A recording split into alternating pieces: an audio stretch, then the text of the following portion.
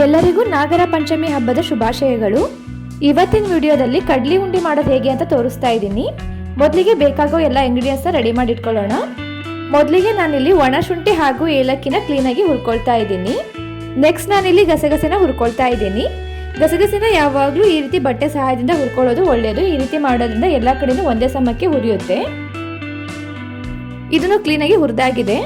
ಇವಾಗ ನಾನು ಎರಡನ್ನೂ ಕೂಡ ಮಿಕ್ಸಿ ಮಾಡ್ಕೊಳ್ತೀನಿ. ನಾನು ಸಪ್ರೇಟ್ ಆಗಿ ಮಿಕ್ಸಿ ಮಾಡ್ಕೊಳ್ತಾ ಇದ್ದೀನಿ. ಮೊದಲಿಗೆ ಒಣ ಶುಂಠಿ ಹಾಗೂ ಏಲಕ್ಕಿನ ಸಪ್ರೇಟಾಗಿ ಮಿಕ್ಸಿ ಮಾಡ್ಕೊಳ್ತಾ ಇದ್ದೀನಿ.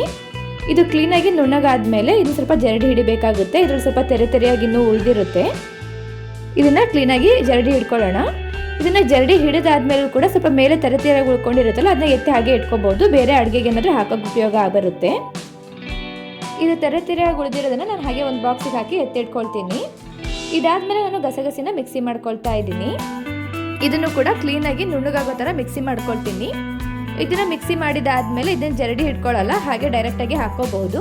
ಮಿಕ್ಸಿ ಜಾರಿಂದ ನಾನೊಂದು ಬಟ್ಲಿಗೆ ಟ್ರಾನ್ಸ್ಫರ್ ಮಾಡಿ ಎತ್ತಿಟ್ಕೊಳ್ತಾ ಇದ್ದೀನಿ.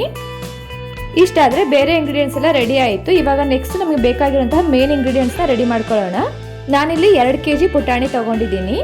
2 kg ಪುಟಾಣಿನೂ ಕೂಡ ಮನೆಯಲ್ಲೇ ಮಿಕ್ಸಿ ಜಾರಲ್ಲಿ ಕ್ಲೀನಾಗಿ ಪುಡಿ ಮಾಡ್ಕೊಳ್ತಾ ಇದ್ದೀನಿ. ಇದು ಸ್ವಲ್ಪನೂ ತೆರೆ ಇಲ್ದಿರೋ ಥರ ಕ್ಲೀನಾಗಿ ಪುಡಿ ಆಗೋ ಥರ ನಾನು ಮಿಕ್ಸಿ ಮಾಡ್ಕೊಂಡಿದ್ದೀನಿ. ಇದನ್ನು ಮಿಕ್ಸಿ ಮಾಡ್ಕೊಳ್ಳೋದಾದ್ಮೇಲೆ ನಾನು ಕ್ಲೀನಾಗಿ ಒಂದ್ಸರಿ ಜರಡಿ ಹಿಡ್ಕೊಳ್ತೀನಿ. ಇದಕ್ಕೆ ಬೇರೆ ಇಂಗ್ರೀಡಿಯೆಂಟ್ಸ್ ಎಲ್ಲ ರೆಡಿ ಮಾಡ್ಕೊಂಡಿರೋ ಥರನೇ ನಾನು ಒಣ ಕೊಬ್ಬರಿನೂ ಕೂಡ ಕ್ಲೀನಾಗಿ ತುರಿದ್ಬಿಟ್ಟು ರೆಡಿ ಮಾಡಿ ಇಟ್ಕೊಂಡಿದ್ದೀನಿ. ಅದನ್ನು ಕೂಡ ಈಗ ನಾನು ಮಿಕ್ಸಿ ಮಾಡ್ಕೊಂಡಿರೋಂತಹ ಪುಟಾಣಿ ಪುಡಿಗೆ ಅದನ್ನು ಮಿಕ್ಸ್ ಮಾಡ್ಕೊಳ್ತಾ ಇದ್ದೀನಿ. ಒಣ ಕೊಬ್ಬರಿನ ಸ್ವಲ್ಪ ಜಾಸ್ತಿನೇ ಹಾಕ್ಕೊಳ್ಳಿ. ಜಾಸ್ತಿ ಹಾಕೋದ್ರಿಂದ ಅದು ಬಾಯಲ್ಲಿ ಮಧ್ಯ ಬರ್ತಾ ಇದ್ರೆ ಉಂಡೆ ತಿನ್ಬೇಕಾದ್ರೆ ಟೇಸ್ಟ್ ತುಂಬ ಚೆನ್ನಾಗಿ ಅನಿಸುತ್ತೆ. ಜೊತೆಗೆ ನಾನು ಪುಡಿ ಮಾಡಿ ಇಟ್ಕೊಂಡಿರೋಂತಹ ಏಲಕ್ಕಿನೂ ಹಾಕ್ಕೊಳ್ತಾ ಇದ್ದೀನಿ. ಇದಾದ್ಮೇಲೆ ಮಿಕ್ಸಿ ಮಾಡ್ಕೊಂಡಂತಹ ಗಸಗಸೆನೂ ಕೂಡ ನಾನು ಇದಕ್ಕೆ ಸೇರಿಸ್ಕೊಳ್ತಾ ಇದ್ದೀನಿ.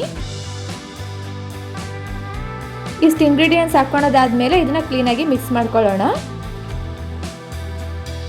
ಎಲ್ಲ ಇಂಗ್ರೀಡಿಯೆಂಟ್ಸು ಎಲ್ಲ ಕಡೆ ಕ್ಲೀನಾಗಿ ಬೆರಿಬೇಕಾಗುತ್ತೆ, ಹಾಗಾಗಿ ಕ್ಲೀನಾಗಿ ಮಿಕ್ಸ್ ಮಾಡ್ಕೊಳ್ಳಿ. ಇದು ಮಿಕ್ಸ್ ಮಾಡ್ಕೊಳ್ಳೋದಾದ್ಮೇಲೆ ನಾನು ಇಲ್ಲಿ ಪಾಕ ರೆಡಿ ಮಾಡ್ಕೊಳ್ತಾ ಇದ್ದೀನಿ. ನಾನಿಲ್ಲಿ 1.5 kg ಆಗುವಷ್ಟು ಬೆಲ್ಲನ ಸ್ವಲ್ಪ ಜಜ್ಜಿ ಈ ರೀತಿ ಒಂದು ಪಾತ್ರೆಗೆ ಹಾಕೊಂಡಿದ್ದೀನಿ. ಇದಕ್ಕೆ ಟೀ ಕುಡಿಯೋ ಕಪ್ಪಲ್ಲಿ 1 ಕಪ್ ಆಗುವಷ್ಟು ನೀರನ್ನು ಸೇರಿಸ್ಬಿಟ್ಟು ಈ ರೀತಿ ಬಿಸಿ ಮಾಡ್ಕೊಳ್ತಾ ಇದ್ದೀನಿ. ನಾನು 2 kg ಪುಟಾಣಿಗೆ 1.5 kg ಬೆಲ್ಲ ಉಪಯೋಗಿಸ್ತಾ ಇದ್ದೀನಿ. ಇದಕ್ಕೆ ಇಷ್ಟು ಪುಟಾಣಿಗೆ ಇಷ್ಟೇ ಬೆಲ್ಲ ಅಂತ ಕರೆಕ್ಟಾಗಿ ಹೇಳೋಕ್ಕಾಗಲ್ಲ. ಯಾಕಂದರೆ ಕೆಲವೊಬ್ಬರಿಗೆ ಸ್ವೀಟ್ ಸ್ವಲ್ಪ ಜಾಸ್ತಿ ಇದ್ದರೆ ಇಷ್ಟ ಆಗುತ್ತೆ, ಕೆಲವೊಬ್ಬರಿಗೆ ಸ್ವೀಟ್ ಸ್ವಲ್ಪ ಕಡಿಮೆ ಇದ್ದರೆ ಇಷ್ಟ ಆಗುತ್ತೆ. ಹಾಗಾಗ್ಬಿಟ್ಟು ನೀವು ನಿಮಗೆ ಎಷ್ಟು ಸ್ವೀಟ್ ಬೇಕೋ ಅನ್ನೋದ್ರ ಮೇಲೆ ಡಿಪೆಂಡ್ ಆಗಿರುತ್ತೆ. ನಾವು ತುಂಬ ಜಾಸ್ತಿ ಸ್ವೀಟು ಮಾಡಲ್ಲ, ತುಂಬ ಸಪ್ಪೆನೂ ಮಾಡಲ್ಲ, ಮೀಡಿಯಮ್ ಸ್ವೀಟ್ ಮಾಡ್ತೀವಿ. ಹಾಗಾಗ್ಬಿಟ್ಟು 2 kg ಪುಟಾಣಿಗೆ 1.5 kg ಬೆಲ್ಲ ನಮಗೆ ಸರಿ ಹೋಗುತ್ತೆ. ನೀರು ಹಾಕಿ ನಾವು ಬೆಲ್ಲ ಕುದಿಯೋಕ್ಕಿದ್ಮೇಲೆ ನಾನು ಈ ರೀತಿ ಸ್ವಲ್ಪ ಕೈಯಾಡ್ತಾನೆ ಇದ್ದೆ. ಇದಾದ್ಮೇಲೆ ಸ್ವಲ್ಪ ಕ್ಲೀನಾಗಿ ಕುದಿ ಬಂದಮೇಲೆ ಇವಾಗ ಪಾಕ ಬಂದಿದ್ದೇನೆ ಎಲ್ಲ ಚೆಕ್ ಮಾಡ್ಕೊಳ್ತಾ ಇದ್ದೀನಿ. ಪಾಕ ಬಂದಿದ್ದೇನೆ ಅಂತ ಚೆಕ್ ಮಾಡೋಕ್ಕೆ ಒಂದು ಚಿಕ್ಕ ತಟ್ಟೆಯಲ್ಲಿ ಈ ರೀತಿ ಸ್ವಲ್ಪ ನೀರು ಹಾಕ್ಕೊಂಡಿದ್ದೀನಿ. ಅದಕ್ಕೆ ಕ್ಲೀನಾಗಿ ಕುದೀತಾ ಇರೋಂತಹ ಬೆಲ್ಲನ ಇದಕ್ಕೆ ಹಾಕ್ಕೊಳ್ತಾ ಇದ್ದೀನಿ. ಒಂದು 2-3 ಹನಿ ಹಾಕ್ಕೊಂಡ್ರೆ ಸಾಕಾಗುತ್ತೆ. ನೀರಲ್ಲಿ ಈ ರೀತಿ ಪಾಕ ಹಾಕೊಂಡಾದ್ಮೇಲೆ ಇದನ್ನ ಒಂದು ಬೆರಳಿನ ಸಹಾಯದಿಂದ ಈ ರೀತಿ ರೌಂಡಾಗಿ ದುಂಡಾಗಿ ಮಾಡ್ಕೊಳ್ಳಿ. ಅದನ್ನ ಮಾಡಿಬಿಟ್ಟು ಕೈಯಿಂದ ಈ ರೀತಿ ಎತ್ತಕ್ಕೆ ಟ್ರೈ ಮಾಡಿ. ಆವಾಗ ಕೈಯಲ್ಲಿ ಕ್ಲೀನಾಗಿ ಅದು ಬರ್ತಾ ಇದೆ, ಏನು ಎಳೆಯಾಗಿ ಕೆಳಗೆ ಬೀಳ್ತಾ ಇಲ್ಲ ಅಂದರೆ ಪಾಕ ಕರೆಕ್ಟ್ ಆಗಿದೆ ಅಂತ. ಅಷ್ಟಾದಮೇಲೆ ನಾನು ಇವಾಗ ಉಂಡೆ ಕಟ್ಟಕ್ಕೆ ರೆಡಿ ಮಾಡ್ಕೊಳ್ತಾ ಇದ್ದೀನಿ. ಪುಟಾಣಿ ಹಿಟ್ಟನ್ನು ಒಂದು ತಟ್ಟೆಗೆ ಟ್ರಾನ್ಸ್ಫರ್ ಮಾಡ್ಕೊಳ್ತಾ ಇದ್ದೀನಿ. ನಾನು ಎಷ್ಟು ಪುಟಾಣಿ ಹಿಟ್ಟು ರೆಡಿ ಮಾಡ್ಕೊಂಡಿದ್ದೆ ಅಷ್ಟನ್ನು ಹಾಕ್ಕೊಂಡಿದ್ದೆ, ಅದ್ರ ಅರ್ಧದ ಭಾಗ ಮಾತ್ರ ಹಾಕ್ಕೊಂಡಿದ್ದೀನಿ. ಇದಾದ್ಮೇಲೆ ರೆಡಿ ಮಾಡ್ಕೊಂಡಿರುವಂತಹ ಪಾಕನ ಈ ರೀತಿ ಸೋಸ್ಕೊಂಡು ಹಾಕ್ಕೊಳ್ತಾ ಇದ್ದೀನಿ. ಇದರಲ್ಲಿ ಏನಾದರೂ ಚಿಕ್ಕ ಪುಟ್ಟ ಕಲ್ಲಿದ್ರೂ ಕೂಡ ಅದು ಇದರಲ್ಲಿ ಬರಬಾರ್ದು ಅಂತ. ಇದಾದ್ಮೇಲೆ ನೀವು ಕೈಯಿಂದ ಮುಟ್ಟಕ್ಕೆ ಹೋಗ್ಬಿಡೋದು, ತುಂಬ ಬಿಸಿ ಇರುತ್ತೆ. ಈ ರೀತಿ ಒಂದು ಸ್ಪೂನಿನ ಸಹಾಯದಿಂದ ಈ ರೀತಿ ಮಿಕ್ಸ್ ಮಾಡ್ಕೊಳ್ತಾ ಹೋಗಿ. ಈಗ ನೋಡಿ, ಇಷ್ಟ ಆದಮೇಲೆ ಇದನ್ನು ಕ್ಲೀನಾಗಿ ಕೈಯಿಂದ ಈ ರೀತಿ ದುಂಡುಗೆ ಮಾಡೋಕ್ಕೆ ಹೋದರೆ ಕ್ಲೀನಾಗಿ ಮಿಕ್ಸ್ ಆಗಲ್ಲ. ಈ ರೀತಿ ಕ್ಲೀನಾಗಿ ಮಿಕ್ಸ್ ಆಗ್ತಾ ಇಲ್ಲ ಅಂತ ಹೇಳಿದ್ರೆ ಪಾಕ ಇನ್ನೂ ಕಡಿಮೆ ಆಗಿದೆ ಅಂತ. ನಾನು ಇದಕ್ಕೆ ಇನ್ನೊಂದು ಸ್ವಲ್ಪ ಪಾಕನ ಬೆರೆಸ್ಕೊಳ್ತಾ ಇದ್ದೀನಿ. ಇದನ್ನು ನಾವು ಪಾಕನ ಹಾಕೊಂಡಾದ್ಮೇಲೆ ಸಿಮ್ಮಲ್ಲಿ ನಾವು ಪಾಕನ ಹಾಗೆ ಕಾಯೋಕ್ಕೆ ಇಡಬೇಕಾಗುತ್ತೆ. ಅದನ್ನ ಆಫ್ ಮಾಡಿ ಇಡಬೇಡಿ. ಆಫ್ ಮಾಡಿಟ್ರೆ ಅದು ಪೂರ್ತಿ ಗಟ್ಟಿಯಾಗಿಬಿಡುತ್ತೆ. ಉಂಡೆ ಕಟ್ಟೋದು ಆಗೋವರೆಗೂ ನಾವು ಸಿಮ್ಮಲ್ಲಿನೇ ಇಟ್ಕೊಂಡಿರಬೇಕು ಪಾಕನ. ಇದು ಕ್ಲೀನಾಗಿ ಮಿಕ್ಸ್ ಆಗೋವರೆಗೂ, ಸ್ವಲ್ಪ ಬಿಸಿ ಕೂಡ ಕಡಿಮೆ ಆಗೋವರೆಗೂ ನಾನು ಸ್ಪೂನಿನ ಸಹಾಯದಿಂದ ಈ ರೀತಿ ಮಿಕ್ಸ್ ಮಾಡ್ಕೊಳ್ತೀನಿ. ಇವಾಗ ಸ್ವಲ್ಪ ಬಿಸಿ ಕಡಿಮೆ ಆಗಿರುತ್ತೆ. ಇದಾದಮೇಲೆ ನಾನು ಕೈಯಿಂದನೇ ಮಿಕ್ಸ್ ಮಾಡ್ಕೊಳ್ಳೋಕೆ ಸ್ಟಾರ್ಟ್ ಮಾಡ್ತೀನಿ. ನಾನು ನಿಮ್ಗೆ ಇಲ್ಲಿ ತೋರಿಸ್ತೀನಿ ಯಾವ ಹದಕ್ಕೆ ಬಂದರೆ ಇದು ಕರೆಕ್ಟಾಗಿ ಪಾಕ ಕರೆಕ್ಟ್ ಆಗಿದೆ ಅಂತ. ನಾವೇನು ಈ ರೀತಿ ನಾದ್ಕೊಳ್ತಾ ಇದ್ದೀನಲ್ಲ, ಈ ರೀತಿ ನಾದ್ಕೋಬೇಕಾದ್ರೆ ಸಾಫ್ಟಾಗಿ ಬರಬೇಕು, ಪುಡಿ ಆಗಬಾರ್ದು. ಎಲ್ಲದೂ ಕ್ಲೀನಾಗಿ ಒಂದು ಹತ್ರ ಬಂದೆ ಅಂದರೆ ಇದು ಆಗಿದೆ, ಇಷ್ಟು ಪಾಕ ಕರೆಕ್ಟ್ ಆಗಿದೆ ಅಂತ. ಇದನ್ನ ಈ ರೀತಿ ಒಂದ್ಸರಿ ಕ್ಲೀನಾಗಿ ಲೈಟಾಗಿ ನಾದ್ಕೊಂಡು ಇಟ್ಕೊಂಡೆ ಅಂದರೆ ಉಂಡೆ ಕಟ್ಟಕ್ಕೆ ಬೇಗ ಈಸಿ ಆಗುತ್ತೆ. ಸ್ವಲ್ಪ ಹಿಟ್ಟು ತೊಗೊಂಡು ಬೇಗ ಉಂಡೆ ಕಟ್ಬಿಡ್ಬೋದು. ಆ ಕಾರಣಕ್ಕೆ ಈ ರೀತಿ ಮಾಡಿ ರೆಡಿ ಮಾಡಿ ಇಟ್ಕೊಳ್ತಾ ಇದ್ದೀನಿ. ಇಷ್ಟು ಮಾಡ್ಕೊಂಡಾದ್ಮೇಲೆ ಇದನ್ನು ತುಂಬ ಹೊತ್ತು ಬಿಡಬಾರ್ದು, ಇದು ಬಿಗಿಯುತ್ತೆ ಅಂದರೆ ಒಂದು ರೀತಿ ಒಣಗ್ದಂಗೆ ಆಗುತ್ತೆ. ಇಮ್ಮಿಡಿಯೇಟಾಗಿ ನಾವು ಕಟ್ಟಕ್ಕೆ ಸ್ಟಾರ್ಟ್ ಮಾಡಬೇಕು. ಇದೇ ಕಾರಣಕ್ಕೆ ನಾವು ಸ್ವಲ್ಪನ ಮಿಕ್ಸ್ ಮಾಡ್ಕೊಳ್ಳೋದು. ಎಲ್ಲ ಪುಡಿನೂ ಒಂದೇ ಸರಿಗೆ ಮಾಡಿಟ್ಕೊಂಡ್ಬಿಟ್ರೆ ಕೊನೆಗೆ ಒಣಗ್ದಂಗೆ ಆಗುತ್ತೆ. ಹಾಗಾಗ್ಬಿಟ್ಟು ನಾನು ಸ್ವಲ್ಪನೇ ಹಾಕ್ಕೊಂಡು ಕಟ್ತಾ ಇದ್ದೀನಿ. ಸುಮಾರು ಒಂದು 10ರಿಂದ 15 ಉಂಡೆ ಆಗೋವರೆಗೂ ಅಷ್ಟೇ ನಾನು ಒಂದು ಸರಿಗೆ ಹಾಕ್ಕೊಳ್ತೀನಿ.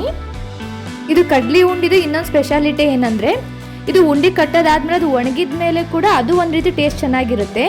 ಇನ್ನು ಈಗ ಕಟ್ಟಬೇಕಾದ್ರೆ ಈ ರೀತಿ ಹಸಿ ಇದ್ದಾಗಲೇ ತಿಂದರೂ ಕೂಡ ಅದು ಕೂಡ ಟೇಸ್ಟ್ ತುಂಬ ಡಿಫ್ರೆಂಟ್ ಆಯಿತು, ಅದು ಚೆನ್ನಾಗಿರುತ್ತೆ.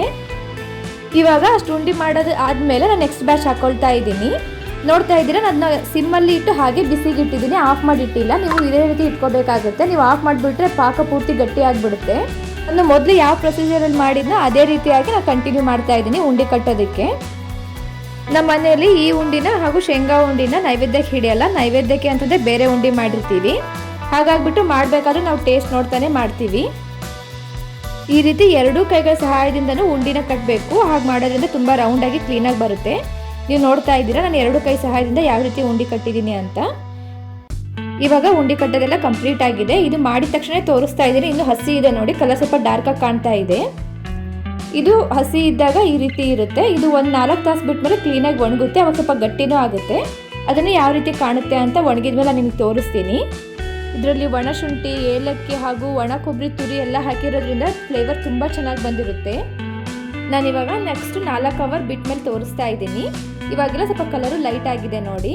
ಆಮೇಲೆ ಇದು ಗಟ್ಟಿಯಾಗಿ ಇರುತ್ತೆ, ಒಂದಕ್ಕೊಂದು ಅಂಟ್ಕೊಳಲ್ಲ. ನೀವು ಬಾಕ್ಸಲ್ಲಿ ಹಾಕಿ ಎತ್ತಿಟ್ಕೋಬಹುದು. ಇದರ ಜೊತೆಗೆ ಶೇಂಗಾ ಉಂಡೆ ಮಾಡೋದು ಹೇಗೆ ಅನ್ನೋದನ್ನು ಕೂಡ ಚಾನಲಲ್ಲಿ ಅಪ್ಲೋಡ್ ಮಾಡಿರ್ತೀನಿ, ಅದನ್ನು ಕೂಡ ಚೆಕ್ ಮಾಡ್ಕೋಬಹುದು.